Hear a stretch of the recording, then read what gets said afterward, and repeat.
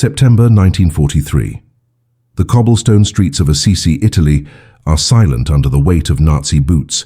This ancient hilltop town, birthplace of St. Francis and a beacon of peace for 8 centuries, now harbors a secret so dangerous that discovery means immediate execution. Inside the Basilica of St. Francis, beneath frescoes painted by Giotto himself, a Franciscan priest named Rufino Niccacci is burning documents in a small stone fireplace. These aren't church records or old hymn books. They're Jewish identity papers, birth certificates, marriage licenses, anything that could reveal the true identity of the 300 souls now hidden throughout Assisi's monasteries, convents, and private homes. If the Gestapo finds even one of these documents, the entire network collapses. Every priest becomes a target. Every nun becomes a collaborator. Every Jewish refugee becomes a corpse. This is the story they never taught you in history class. This is the story of how a network of clergy transformed a medieval Italian town into one of the most audacious underground railroads of World War II. And by the end of this video, you'll discover why this operation remained buried in silence for nearly 30 years after the war ended. Assisi in early 1943 was a town caught between two worlds.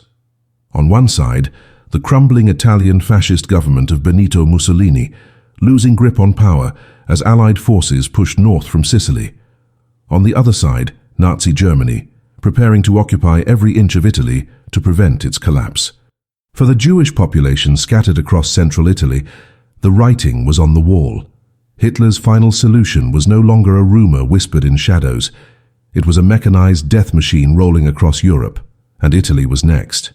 Thousands of Jewish families who had once felt safe under Italian protection now faced a grim choice: flee south toward Allied lines through active war zones, hide and pray, or face deportation to camps whose names would later become synonymous with hell itself: Auschwitz, Treblinka, Bergen-Belsen.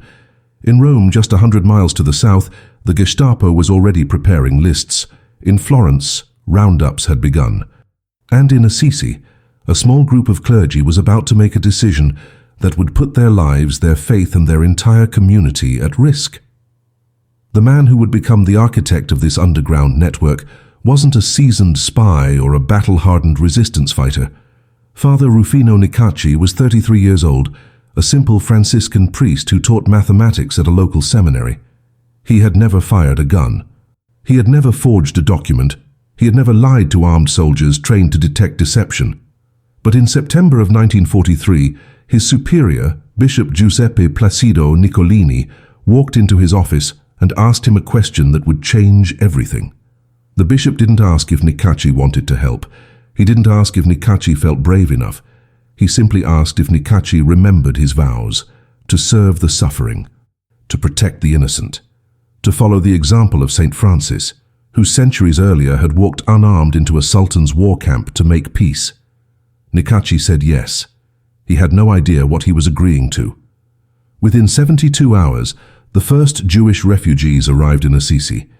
They came in small groups, traveling by night, guided by farmers and sympathetic locals who knew the back roads and mountain passes. They arrived exhausted, terrified, and carrying whatever they could fit in a single bag: mothers clutching infants, elderly couples who had walked for days, teenagers who had watched their parents arrested in midnight raids. They had no papers, no money, and no plan beyond survival. And waiting for them in Assisi was Father Niccacci, a math teacher turned underground coordinator who now had to figure out how to hide 300 people in a town crawling with German patrols. The monasteries had space, but no food rations for extra mouths. The convents could shelter women and children, but risk suspicion if nuns were seen buying unusual amounts of supplies. Private homes were vulnerable to random searches. Every hiding place was a calculated risk. Every day was a test of faith, ingenuity, and sheer nerve. The solution Niccacci devised was as brilliant as it was blasphemous by Nazi standards. He would hide Jews in plain sight by transforming them into Catholic clergy. Men became monks, dressed in brown Franciscan robes, heads shaved into tonsures, learning to bow their heads and murmur Latin prayers. Women became nuns wearing black habits, covering their hair, adopting new names from the roster of saints. Children were placed in convent schools, taught to recite the Hail Mary and attend Mass as if they had done so their entire lives. The forgers worked around the clock, creating false baptismal certificates backdated years into the past, complete with invented godparents and parish seals. The printers smuggled in blank identity cards, stamped with official government emblems. And Father Niccacci, the mild-mannered math teacher, became the conductor of an orchestra, playing a deadly symphony of deception. One wrong note, one slip of the tongue, one Hebrew prayer muttered in sleep, and the entire town would burn. But here's what makes this story extraordinary. What separates it from other wartime rescue operations you may have heard about. The clergy of Assisi didn't just hide Jews for a few days or weeks until they could be smuggled elsewhere. They kept them hidden for 18 months, through brutal German interrogations, through random house searches, through betrayals and close calls that should have ended in massacre. And when the war finally ended in 1945 and the refugees emerged from their hiding places, not a single one of the 300 had been captured. Not one had been deported. Not one had died at Nazi hands. It was a miracle of coordination, courage, and collective silence.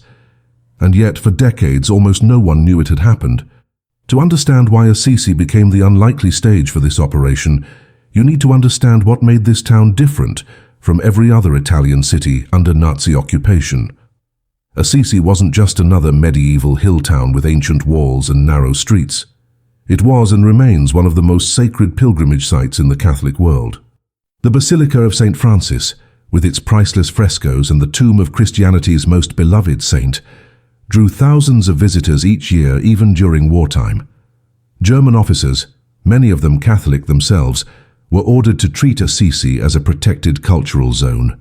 No bombings, no artillery. Minimal military presence to avoid damaging the art. This gave the town a thin veneer of protection that other Italian cities lacked. But it also meant something far more valuable to Father Niccacci and his network: constant movement, pilgrims, clergy from other regions, church officials traveling between Rome and northern dioceses. In this endless flow of religious traffic, a few extra monks or nuns wouldn't raise eyebrows. Anonymity through visibility. Safety through sacred ground.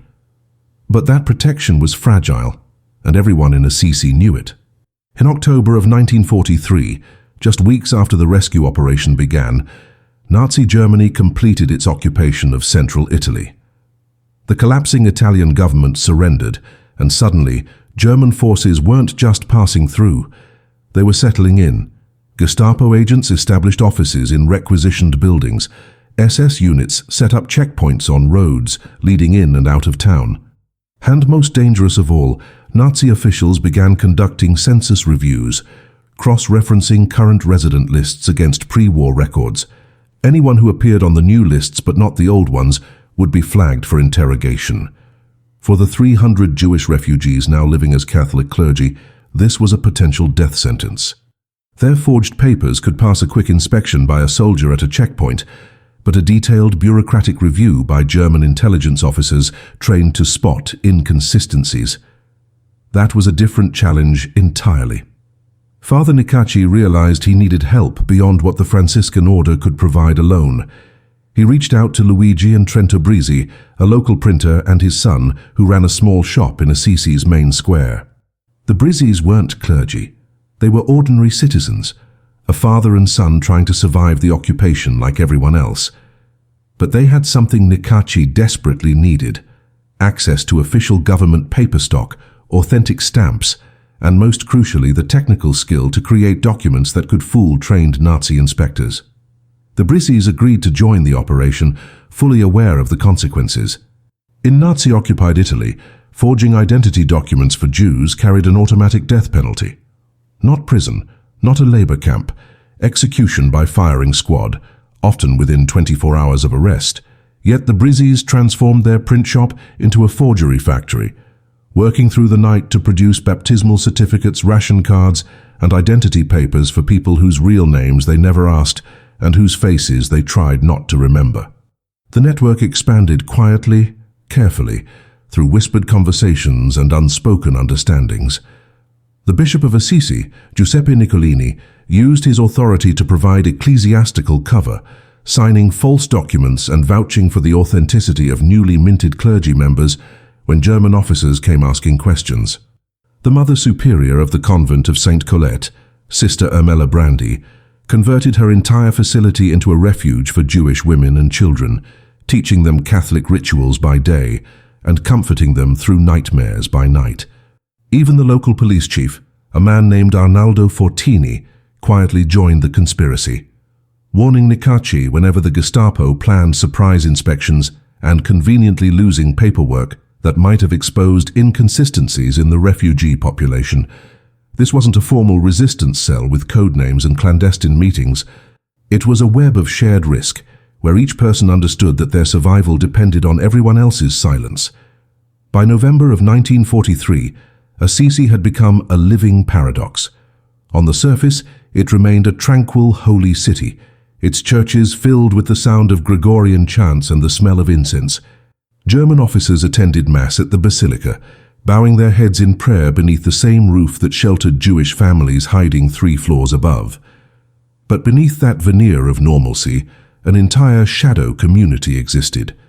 Jewish men memorized Catholic prayers phonetically, stumbling through Latin phrases they didn't understand. Jewish mothers watched their children play in convent courtyards, terrified that a slip in Yiddish might echo to the wrong ears. And Father Niccacci moved through it all like a ghost, coordinating food deliveries, managing the forgery operation, and lying with increasing confidence every time a German officer asked him a direct question. The machinery of rescue was running. But the test had only just begun. The first real test came on a cold morning in December of 1943. A Gestapo officer named Colonel Valentin Müller arrived in Assisi with orders to conduct a comprehensive audit of the town's population. Müller wasn't a fool. He was a decorated intelligence officer who had rooted out resistance networks in France and Belgium, a man trained to spot the microscopic cracks in a cover story. He arrived with a team of clerks carrying ledgers, typewriters, and stacks of pre-war census documents. His mission was simple: account for every single person living in Assisi, verify their identities against historical records, and identify anyone who didn't belong. For Father Niccacci and the rescue network, this was the nightmare scenario they had been dreading. Müller wasn't just checking papers at a checkpoint, he was building a database. And databases don't forget, they don't get tired, they don't look the other way. Niccacci called an emergency meeting with Bishop Nicolini, the Breezy family, and the heads of each monastery and convent sheltering refugees. They had perhaps 72 hours before Müller's team began cross-referencing names and faces. The bishop made a decision that seemed insane on its surface, but was perhaps the only option that could work. Instead of hiding the refugees deeper, instead of trying to smuggle them out of Assisi under German noses, they would do the opposite. They would present them to Müller directly, but not as Jews, as clergy members who had recently transferred to Assisi from war-torn regions of Italy. The story was simple. Allied bombing campaigns in the south had destroyed monasteries and convents, forcing religious communities to relocate north to safer areas. Assisi, being a protected holy site, was the logical destination. The narrative was plausible. The chaos of war made perfect records impossible, and most importantly, it gave the refugees a reason to exist in official ledgers without raising immediate suspicion. The Breezes worked around the clock to create transfer documents, letters from fictitious bishops in destroyed towns, and travel permits dated weeks earlier. Every refugee was given a detailed backstory: where they came from, which monastery or convent they had belonged to, how long they had been in their order. These weren't just false identities anymore.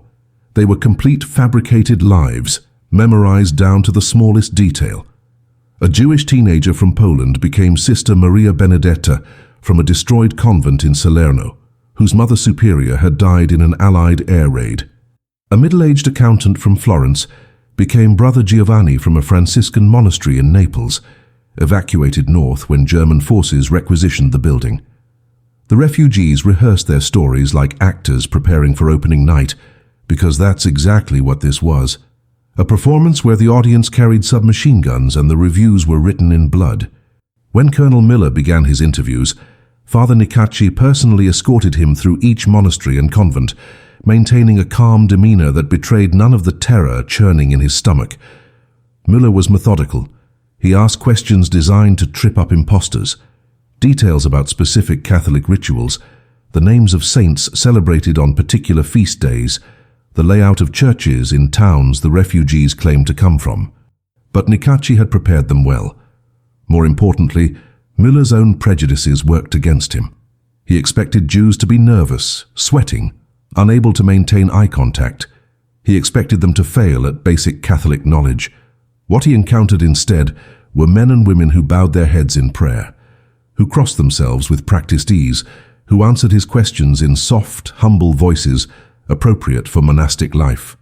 His suspicion remained, but suspicion without proof was worthless, and the documents the Brizzis had forged were flawless. The audit lasted 9 days. 9 days of inspections, interviews, and document reviews. 9 days where every knock on a monastery door could mean discovery. Every question could be the one that unraveled everything. But on the 10th day, Colonel Müller filed his report and left Assisi. His conclusion: the town's population was consistent with wartime displacement patterns, no immediate concerns, no arrests recommended. Father Niccacci stood in the doorway of the basilica and watched Müller's car disappear down the winding mountain road. He didn't celebrate. He didn't pray in thanks. He simply turned around, walked back inside, and prepared for the next crisis. Because he knew this was only the beginning. The network had survived its first test, but in Nazi-occupied Italy, there was always another test coming. And the odds of passing every single one were impossibly, terrifyingly low. Surviving Colonel Müller's audit didn't bring relief. It brought clarity. Father Niccacci and his network now understood the true nature of their situation. This wasn't a temporary arrangement that would last a few weeks until the Allies liberated Italy. This was a long-term operation that required sustainable systems, not desperate improvisation. The 300 Jewish refugees hidden in Assisi needed food, medicine, clothing, and most dangerously, they needed money. Monasteries and convents operated on donations and agricultural income that barely sustained their own residents. Adding 300 mouths to feed created a resource crisis that couldn't be solved with prayer alone. Niccacci needed funds, and he needed them without leaving a paper trail that German accountants could trace. He found his solution in the most unlikely place, the Vatican. Through Bishop Nicolini's connections, Niccacci established contact with a Vatican official named Monsignor Giovanni Montini, who would later become Pope Paul VI. Montini was secretly coordinating Catholic rescue efforts across occupied Europe, funneling money from papal coffers and wealthy Catholic donors into underground networks. But the Vatican couldn't simply wire money to a small-town priest without raising Gestapo suspicion. Every bank transaction was monitored. Every large cash withdrawal was reported. So Montini devised a system of couriers, trusted clergy members, who traveled between Rome and Assisi, carrying donations disguised as routine church offerings. These couriers risked their lives every time they passed through German checkpoints, carrying thousands of lire hidden in false-bottomed suitcases and hollowed-out prayer books. One courier caught with that much cash would expose the entire Vatican connection. But the money kept flowing, and with it the network kept breathing. Food presented an even more complex challenge. Ration cards in Nazi-occupied Italy were tied to official identity documents. Every person received a monthly allotment based on their registered status. But the 300 refugees, despite now having false papers, couldn't suddenly appear on ration lists without triggering questions about why Assisi's food consumption had spiked so dramatically. Niccacci turned to the local farmers, the contadini who worked the agricultural land surrounding Assisi. These weren't political activists or resistance fighters. They were simple peasants who had lived in the shadow of the basilica for generations, people whose families had farmed the same plots of land for centuries. Niccacci appealed to their faith, their sense of Christian duty, and their hatred of the German occupiers who had requisitioned their crops and livestock. Slowly, quietly, The farmers began diverting portions of their harvest, a few extra sacks of grain, wheels of cheese that never made it to German warehouses, chickens that were reported dead but ended up in monastery kitchens. It was small-scale resistance, invisible to occupation authorities, but cumulatively it kept 300 people alive. The women and children hidden in the convent of St. Colette faced a unique danger that male refugees in monasteries didn't. Children, especially young children, couldn't be expected to maintain perfect discipline. They cried, they played, they forgot their cover stories. And in a convent where silence and routine were sacred, the sudden presence of energetic young voices was difficult to explain. Mother Superior Amela Brandy solved this problem by transforming the convent into an unofficial orphanage. She spread word through local parishes that the convent was accepting children displaced by Allied bombing raids in southern Italy. German authorities, eager to appear humane in their governance, approved the initiative. It gave them positive propaganda. Look how the Reich protects Italian children. What they didn't know was that many of those children were Jewish, that their mothers lived disguised as nuns in the same building, and that the entire operation existed to keep families together while maintaining plausible deniability.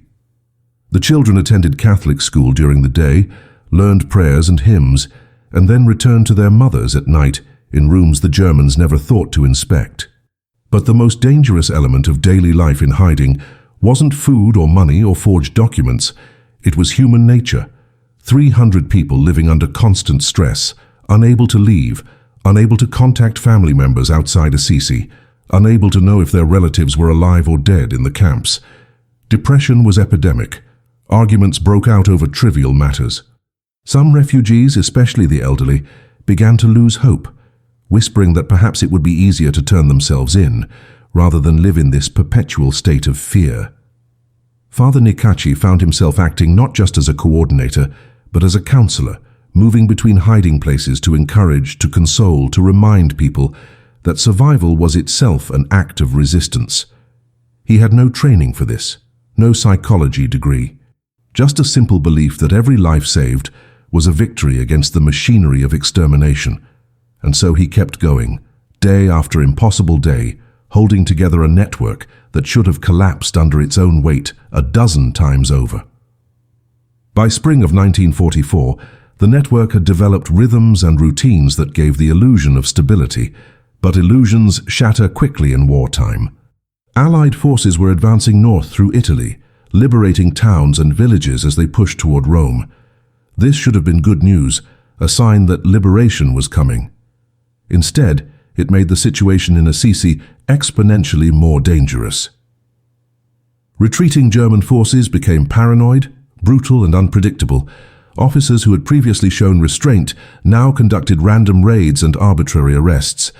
The Gestapo, sensing their control slipping, intensified their hunt for partisans, resistance members, and anyone aiding enemies of the Reich. And in this climate of escalating violence, even the smallest mistake could trigger catastrophe. The network had survived through caution and precision. Now they had to survive through luck. The first crack in their armor came from an unexpected source, a refugee named Giorgio Kropf. Kropf was a Jewish university professor from Trieste who had arrived in Assisi in the early days of the operation. He had been given the identity of Brother Paolo, a Franciscan monk from a destroyed monastery in Calabria. For months he had maintained his cover flawlessly, attending prayers, working in the monastery garden, keeping his head down. But isolation and fear had been eating away at his sanity. In April of 1944, Kropf made a decision that nearly destroyed everything. He left the monastery without permission, walked into Assisi's town square in broad daylight, and attempted to mail a letter to his wife in Switzerland. A letter written in German using his real name explaining where he was hiding. The local postmaster, a man named Bruno Fascia, who was secretly sympathetic to the network, intercepted the letter before it could be processed. He immediately contacted Father Niccacci. Niccacci faced an impossible choice. Kropf had violated every security protocol, put 300 lives at risk, and demonstrated that he could no longer be trusted to maintain discipline. The logical decision, the decision that would protect the majority, was to expel Kropf from Assisi and let him fend for himself. But Niccacci couldn't do it. His faith wouldn't allow it. Instead, he confronted Kropf in a small chapel inside the monastery, and for the first time since the operation began, Niccacci raised his voice. He didn't threaten. He didn't shame. He simply told Kropf the truth, that his letter could have been intercepted by German censors, that postal workers were required to report suspicious correspondence, that one moment of weakness could result in mass executions. Kropf broke down, sobbing in the pew, apologizing over and over. Niccacci didn't forgive him. He didn't need to. He just moved Kropf to a different monastery, tightened security protocols, and added another layer of surveillance to prevent future incidents. Grace without naivety, mercy without stupidity. But the Kropf incident exposed a larger problem that Niccacci had been trying to ignore. The longer the refugees remained in hiding, the more the psychological pressure built. People were reaching their breaking points. Some refugees began taking dangerous risks, sneaking out at night to walk the streets and feel momentarily free. Others stopped eating, convinced that death was inevitable and preferring starvation to capture. The Catholic clergy hiding them were themselves exhausted, running on fumes of faith and adrenaline. Nuns who had once been patient and nurturing now snapped at children over minor infractions. Monks who had maintained perfect composure during German inspections now trembled during evening prayers. Everyone was fraying. Everyone was one bad day away from collapse. And Father Niccacci, the man holding it all together, was beginning to crack himself. He stopped sleeping more than 3 hours a night. He lost weight, his Franciscan robes hanging loose on a frame that had once been robust. His hands developed a tremor he couldn't control, but he couldn't stop. Stopping meant thinking, and thinking meant confronting the statistical reality that no clandestine operation this large had ever survived this long without betrayal, without discovery, without massacre. History offered no successful template for what they were attempting. Every morning, Niccacci woke up expecting the day to be their last. Every evening, when the sun set over Assisi's ancient walls and another day had passed without disaster, he allowed himself one moment of cautious relief before beginning to worry about tomorrow. This was the hidden cost of rescue, not just the risk of death, but the certainty of trauma. The knowledge that even if they succeeded, even if all 300 refugees survived, the people who saved them would carry the weight of those 18 months for the rest of their lives. June of 1944 brought a moment that should have meant salvation. Allied forces liberated Rome on the 4th of June, sending shockwaves through German-occupied Italy. American tanks rolled through streets where months earlier, Jews had been rounded up and deported. The Pope appeared on his balcony to bless the liberators. For the first time since the invasion, the momentum had definitively shifted. But Assisi was 100 miles north of Rome, still firmly behind German lines, and the Wehrmacht wasn't retreating peacefully. They were implementing a scorched earth strategy, destroying infrastructure, mining roads, and eliminating anyone they suspected of collaboration. The German commandant in Assisi received new orders directly from Berlin: increase surveillance, root out partisan activity, and prepare defensive positions in case Allied forces advanced further north. For Father Niccacci and his network, Rome's liberation didn't bring hope. It brought a tightening noose. The new German commandant assigned to Assisi was a captain named Werner Schmidt, and he was nothing like the officers who had preceded him. Schmidt was a true believer, a fanatic who saw betrayal in every Italian face and partisans hiding behind every door. He established a curfew, implemented mandatory identity checks at random times throughout the day, and ordered his soldiers to conduct surprise inspections of religious buildings without warning. No longer could Niccacci count on advance notice from sympathetic police officials. No longer could refugees be shuffled between hiding places before Germans arrived. Schmidt's soldiers burst through monastery doors at dawn, demanded to see everyone present, and questioned anyone whose face didn't match their internal expectations. The margin for error had shrunk to nothing. During one inspection in late June, Schmidt's soldiers entered the convent of St. Colette, while Jewish children were attending their daily lessons. The Mother Superior had mere seconds to react. She couldn't hide the children. They were already visible through the classroom windows. She couldn't explain why so many children were present. The numbers exceeded what any legitimate orphanage would hold. So she did the only thing she could think of. She lied with such conviction that the truth became irrelevant. When Schmidt entered the classroom, she greeted him warmly, explained that these were students from families across the region sent to Assisi for safety, and then invited him to observe their catechism lesson. She had one of the Jewish girls, a 9-year-old named Graziella Viterbi, who had memorized Catholic prayers phonetically without understanding a word, stand and recite the Apostles' Creed. Graziella's voice shook, but she delivered every line perfectly. Schmidt watched, his expression unreadable, while Graziella spoke words that her own faith forbade her from believing. When she finished, Schmidt nodded, complimented the Mother Superior on her educational program, and left. Graziella collapsed into her chair the moment the door closed, and later that night, her mother held her while she cried, whispering apologies for forcing her daughter to deny their heritage to survive. But not every close call ended so cleanly. In early July, a German patrol stopped a man dressed as a Franciscan monk on a road outside Assisi. The man's name was Saul Cantoni, a merchant from Milan hiding under the identity of Brother Antonio. The soldiers asked for his papers. Cantoni produced his forged documents, perfectly crafted by the Brizzi family. The soldiers examined them, found nothing suspicious, and then asked Cantoni to recite the Pater Noster, the Lord's Prayer in Latin.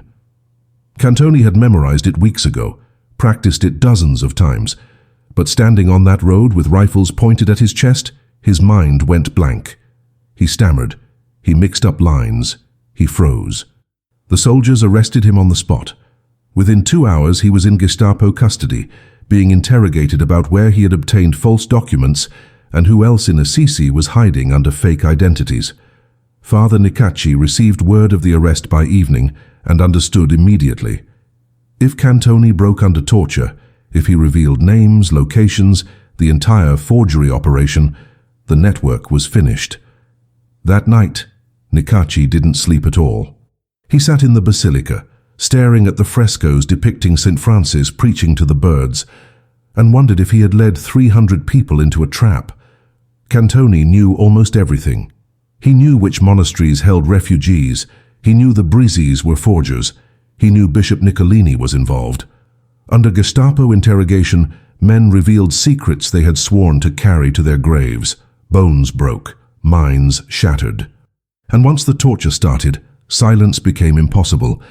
Niccacci prayed that Cantoni would be strong, but prayer felt like a weak defense against pliers, electrodes, and systematic brutality. All he could do was wait for the inevitable knock on the door, the German voices demanding entry, the moment when 18 months of miracles would end in gunfire and mass graves. He sat in that church until dawn, preparing himself for the end. And then something happened that he still couldn't explain years later. Something that defied logic and strategy, something that looked for all the world like divine intervention. Saul Cantoni endured 3 days of Gestapo interrogation. 3 days in a basement cell in Perugia, 20 miles from Assisi, where interrogators worked in shifts to break him. They beat him with rubber truncheons. They burned him with cigarettes. They screamed questions in his face for hours without pause, demanding the names of everyone involved in the forgery network. And Cantoni, a 48-year-old merchant who had never been trained for this, who had no experience with resistance work, who was just a man trying to survive, did something extraordinary. He gave them nothing, not a single name, not a single location.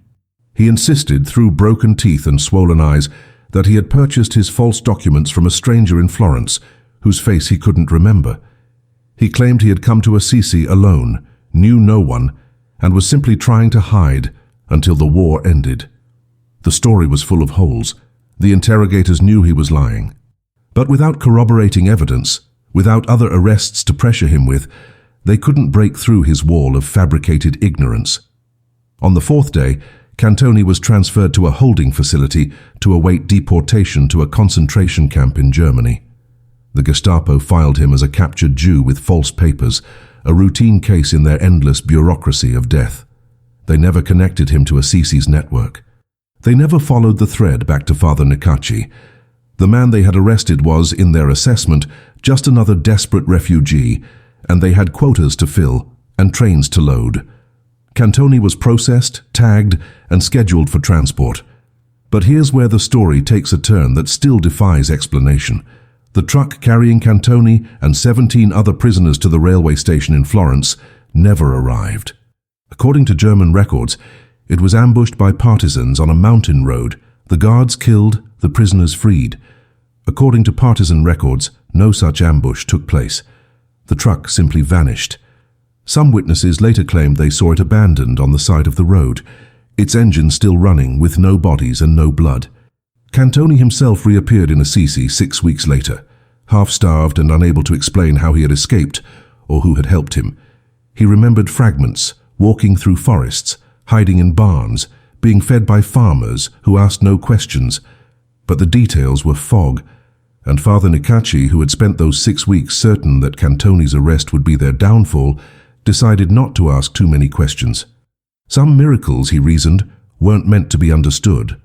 They were meant to be accepted, but Cantoni's arrest, however mysteriously it resolved, had sent a message that Niccacci couldn't ignore. The network was no longer invisible. The Gestapo was actively looking for false identities, and their methods were improving. The interrogation techniques were more sophisticated, the document inspections more thorough. And most dangerous of all, they were beginning to use informants, Italian collaborators who infiltrated communities and reported suspicious behavior for cash payments or food rations. Trust, which had been the foundation of the entire operation, was now a liability. Niccacci implemented new protocols. Refugees were forbidden from speaking to anyone outside their immediate hiding location. Contact between different monasteries and convents was minimized. Even the Brizzi family reduced their forgery work, creating new documents only when absolutely necessary. The network contracted, became more paranoid, more isolated. It was the only way to survive. August brought unbearable heat and the sound of distant artillery. Allied forces were pushing north from Rome, engaging German defensive lines in brutal mountain warfare. Assisi found itself in a strange liminal zone, too far north for immediate liberation, but too close to the front lines for German forces to ignore. Soldiers began fortifying positions around the town, digging trenches, setting up machine gun nests, preparing for the possibility that Assisi might become a battlefield. This terrified Niccacci for a reason that had nothing to do with his own safety. If fighting reached Assisi, if the town became a combat zone, the fragile protection of its holy status would evaporate. Allied artillery didn't distinguish between basilicas and bunkers.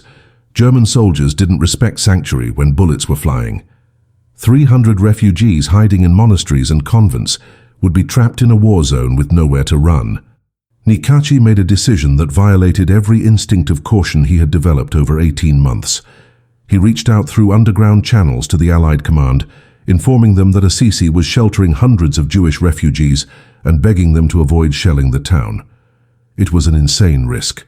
The message had to pass through multiple partisan networks, any one of which could be compromised by German infiltrators.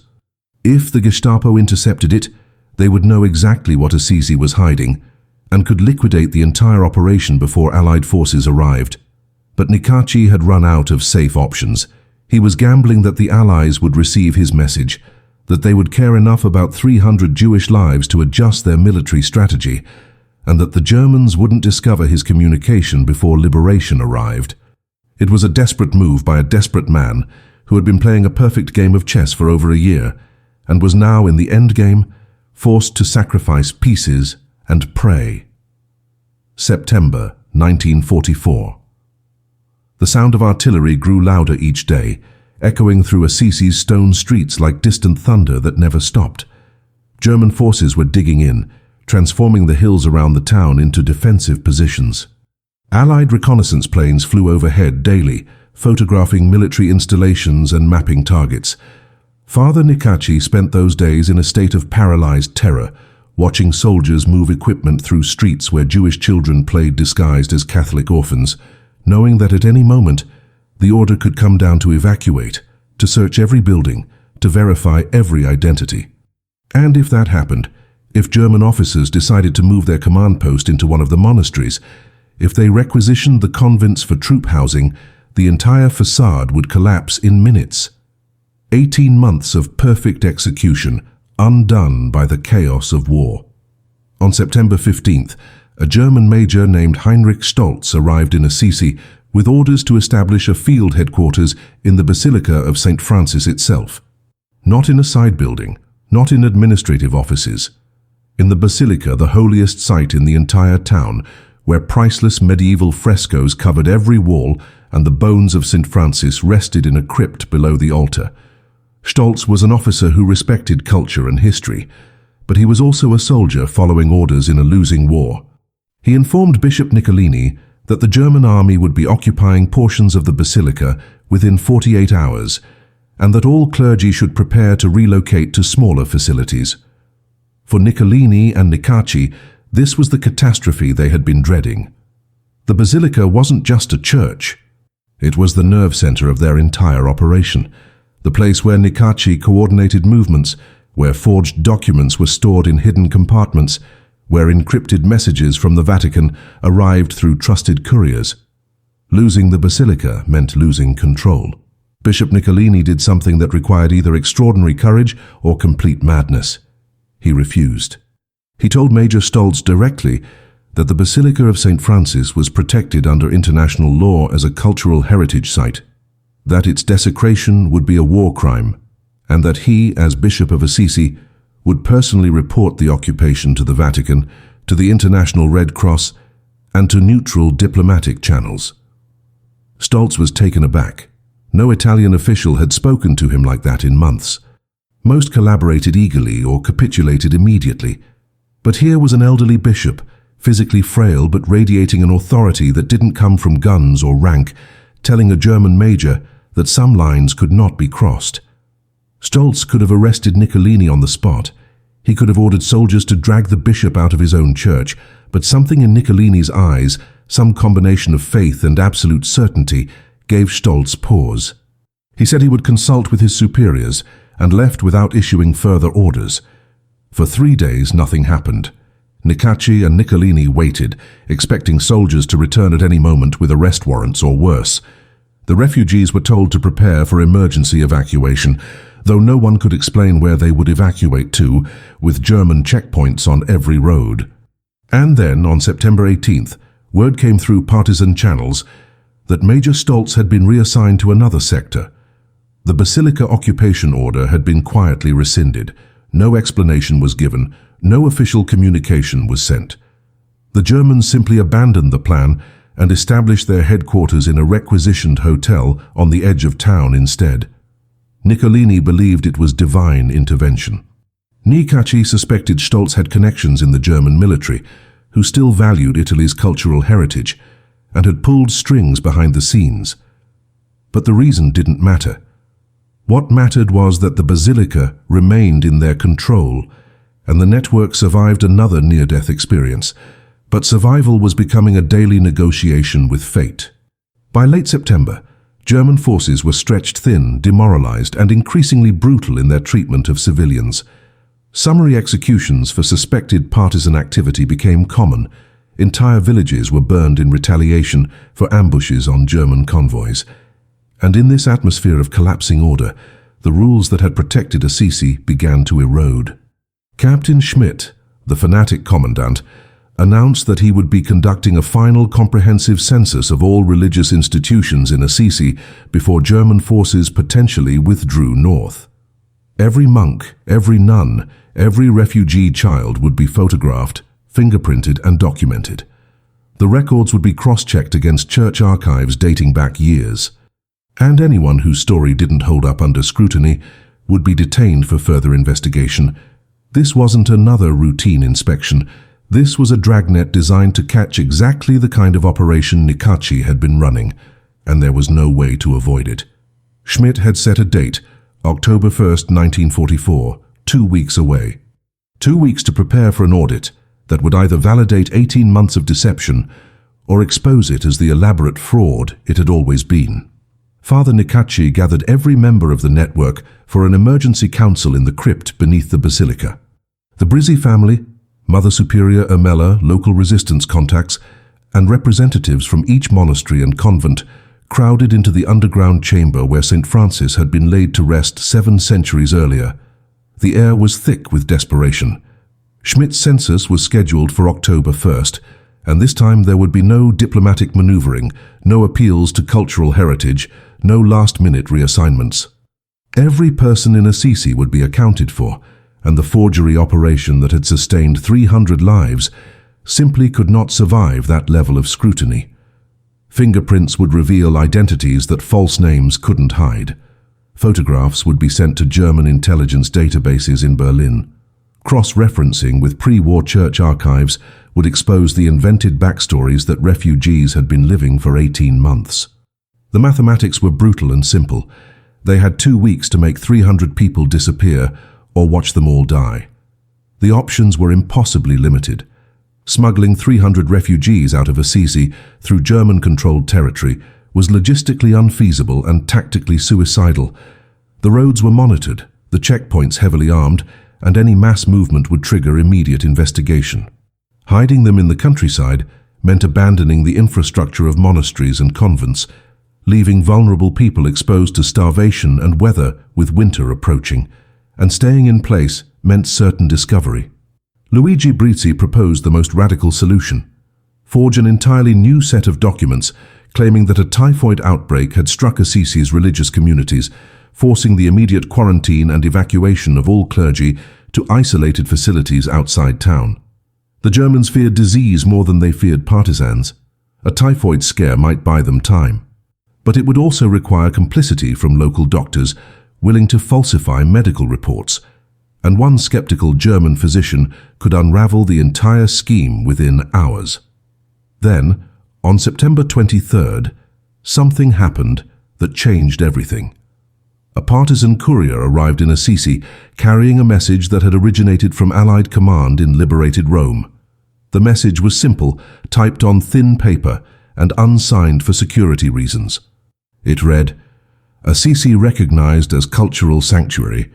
No offensive operations planned within city limits. Civilian protection protocols in effect." Father Niccacci's desperate communication sent weeks earlier had reached its destination. Allied commanders, coordinating with Jewish advocacy groups and Vatican officials, had designated Assisi as a protected zone. They would not shell it. They would not bomb it. And they were advancing faster than German intelligence anticipated. The front lines that had seemed distant in August were now less than 30 miles away. Liberation, which had felt like a distant dream, was suddenly a matter of weeks, perhaps even days. But this created a new dilemma. Could the network hold together for a few more weeks against Schmidt's census? Or would they crack at the final moment after surviving 18 months of miracles and close calls? Niccacci made a decision that was part strategy and part prayer. He would not evacuate the refugees. He would not create fake typhoid outbreaks. He would instead delay Schmidt's census through bureaucratic obstruction, clerical incompetence and administrative excuses until Allied forces arrived. It was a gamble that depended on timing, luck, and the hope that the German war machine, now collapsing across Europe, would be too disorganized to enforce its own deadlines. He began submitting paperwork to Schmidt's office, claiming that church records were incomplete, that monks were ill and couldn't be photographed, that the census would require more time to be conducted properly. Every delay brought another day. Every administrative complication created another small obstacle. And Schmidt, overwhelmed with logistics as German forces prepared for potential retreat, granted extensions he would never have allowed months earlier. October 1st came and went without the census taking place. Schmidt rescheduled it for October 8th, then October 15th.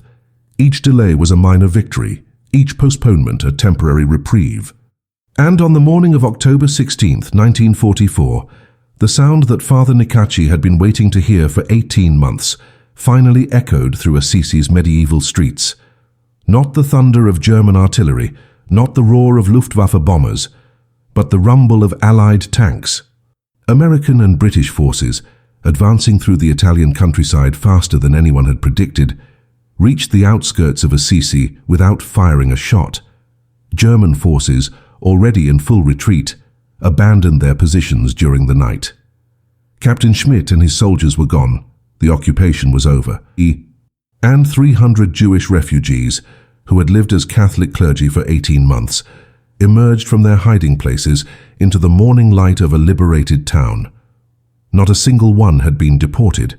Not a single one had been killed. They had all survived. The liberation of Assisi should have been a moment of celebration, of public recognition for an operation that defied every statistical probability of success. 300 lives saved through 18 months of perfect deception under Nazi occupation. It was a miracle of coordination, courage, and collective silence that deserved to be shouted from every headline. But that's not what happened. In the chaos of post-war Italy, with millions displaced and entire cities in ruins, the story of Assisi became just one more footnote in a continental tragedy. The refugees left Assisi quietly, returning to homes that no longer existed or searching for family members who had vanished into the camps.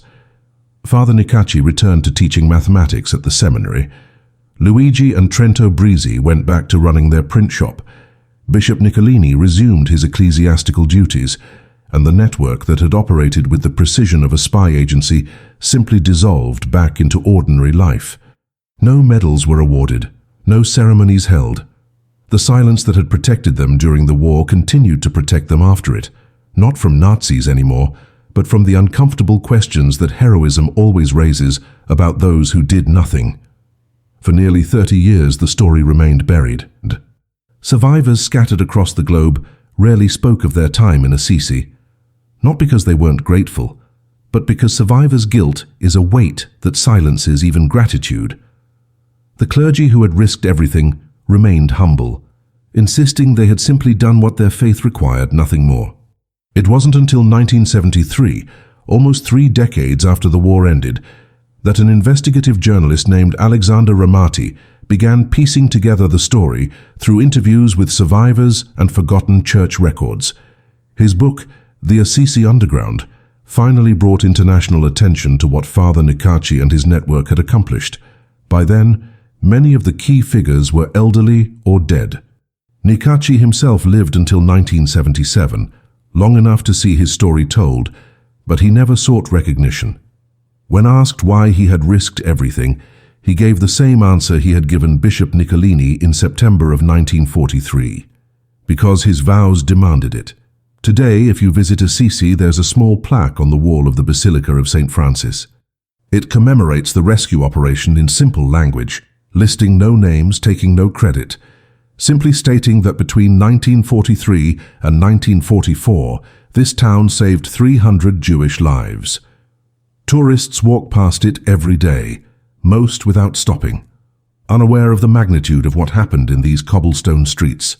The basilica still stands, its frescoes intact, its crypt still housing the bones of a saint who preached peace 8 centuries ago, and somewhere in that building's shadows, you can almost feel the echo of frightened prayers whispered in Hebrew by people pretending to be Catholic, protected by clergy who understood that faith without action is just philosophy.